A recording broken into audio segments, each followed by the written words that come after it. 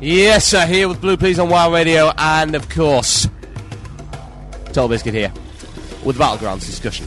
Right, a few shout-outs must go out before we proceed. Now, I've been told to say this. Lolita's on Shattered Hands server owns all. Apparently.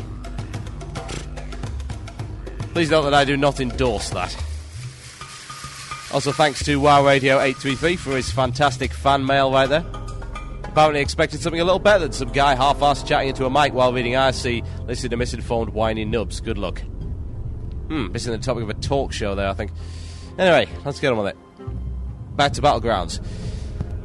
And of course the problem with Battlegrounds, really, that people are getting a little bit knocked about, specifically Alterac, is the Zergfest. And it's the Zergfest. And how can we solve the Zergfest? Can we solve the Zergfest?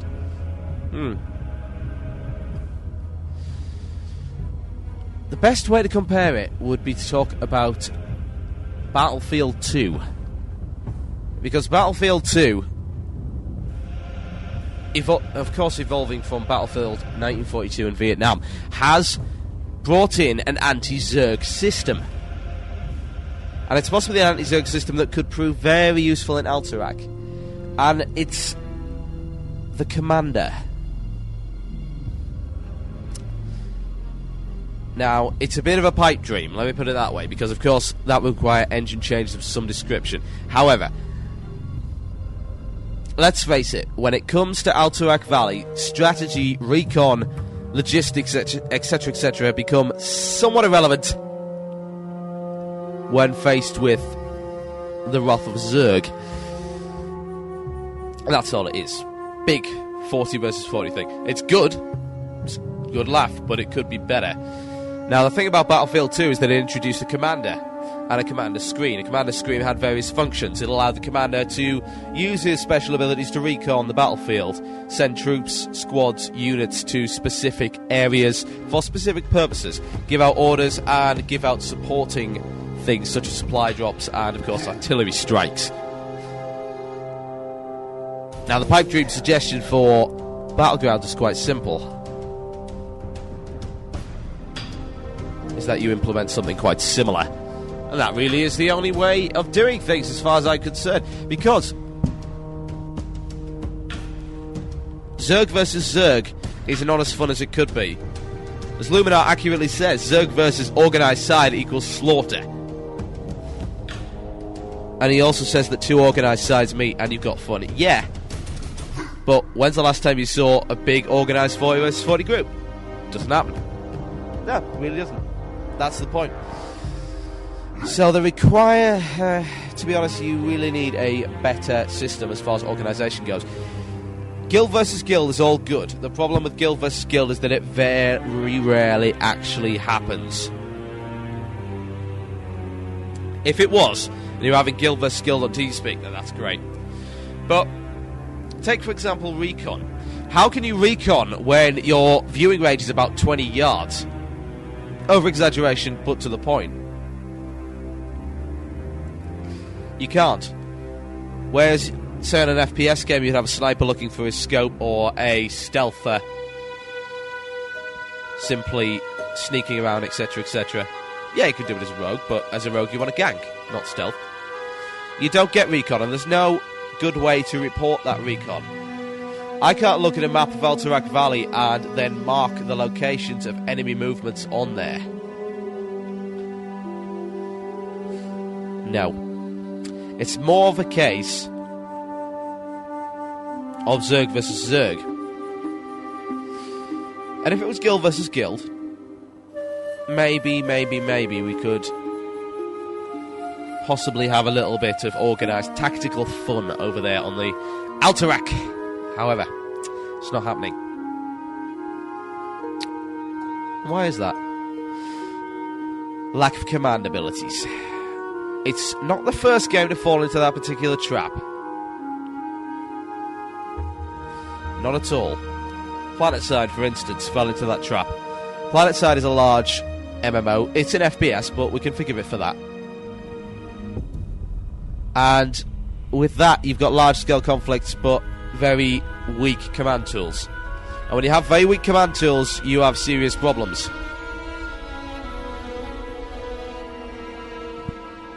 And to be honest, you need to plan. You need to draw out on your map. You need to set battle plans, etc., etc. And if you're not in a Ventrilo or TeamSpeak equipped guild, you can't do it. You cannot do it with a Zerg.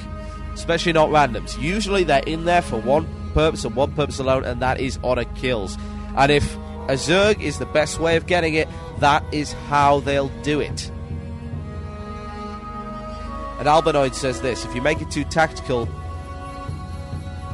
you lose the casual players. Right, so you've got to be very careful. Yes.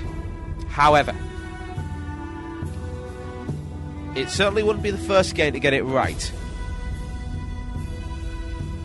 Take another example. Again, an FPS, but that's not matter. It had RPG elements in it. The name of it was Savage. I'm not sure if any of you got around to playing it. That was a RPG-themed sort of one of these FPSs, and each side had a commander. Now, the reason people listened to this commander was very, very simple indeed, and that's because the command tool interface was exceedingly powerful, in that you could view the battlefield via a Warcraft-style look, a Warcraft 2 real-time strategy-style look. And when you gave orders to a player, it would come up on their screen as a waypoint. It would be in their best interest to follow that waypoint, because that gives them direction. And everyone playing knew exactly that the commander knew exactly what he was doing. He could see more than you could. And if they were given a direction, usually they would follow. And that's the best system. If that could be implemented in Battlegrounds, we'd have something. You have a large map. You see on the map dots, but only what your players see. If it's in the sight of a player, it appears on your global map. You can then mark out targets, draw out battle plans. They will appear. Waypoints will appear on the mini-map. They will also appear as arrows pointing to specific places, kind of like Hunter's Mark. Groups will appear in a little thing over to the side. So you've got your groups right there. You can see the consistency of the groups. You can order them to do specific things. And there's the pipe dream.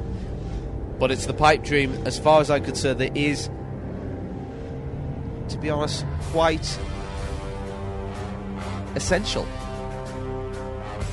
Now, not everyone's going to follow those orders. But that's fair enough.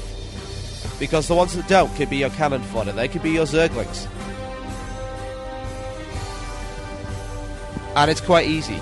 People are in there for honour, so let's make it, if you follow an order, you receive an honour bonus. And ho-hum, there is the rub. It's reward-based, and that's why people follow orders, because it's for their gain. That's the way you do it. But this is all a pipe dream. This is way off. If this were ever to happen, this is way, way off. So can it be done without? To be honest, no. You need a leader, and no one in a battleground is a leader, simply because it's a group of randoms. There is no reason to care about what another person has to say in a battleground, because it's ego, and ego gets in the way. Ego says that I know best. And when ego knows best, you will ignore everything else, no matter how fantastically sensible it sounds, and you'll go for your own personal objective, which usually involves sorting out honour and plenty of it. Bit of a bind there, I think.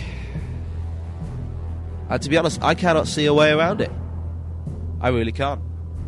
Only in guild versus guild could that work. Only with the appointing of a commander and a good commanding system can tactics and strategy be introduced into Alterac.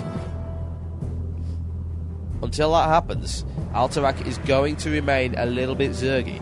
It'll remain fun, enjoyable, and certainly exceedingly refreshing, but it will remain Zergy. Heh. There's my conclusion on that particular point. You're listening to WoW Radio, you're listening to Blue Please, here with Total Biscuit, and it's time for the first feature of the day. Now I have to pity the guy that just came in and said, oh, I expected this. Don't expect anything, and you will never be disappointed. And you will certainly never be disappointed when it comes to the might of this. Ask the Murloc. Hey. Yes. Little more needs to be said. The high-class Murloc is back in force, and he is willing to kick some ass. And that's exactly what you're going to receive right now. You listen to Blue Please on WoW Radio. It's time for... Ask the Murloc. You're listening to WoW Radio. The Murloc. Dear Murloc, I am a paladin, and whenever I'm in an instance the warriors never let me tank. They say they should lead, and pull mobs, and that I should STFU, and heal. I don't even know why they fuss, since I own all the mobs anyway. Why wouldn't teams rather follow me, with my higher IND score? Ha-ha! Bow down, puny mortals, for it is I, the Murloc! I come to claim my rightful place as ruler of all things. My dear London friend, your insignificant problem is simply a result of your group looking out for its own well-being. By the time you pound a single mob, it's quite possible that your entire group would have died of old age. Stick to bubble hearthing, flower pressing, and making models out of tissue paper, you yellow-bellied crotch pheasant. Ha-ha! Ask the Murloc. Dear Murloc, I'm confused. The talent, Bloodthirst, says it can only be used after a killing blow.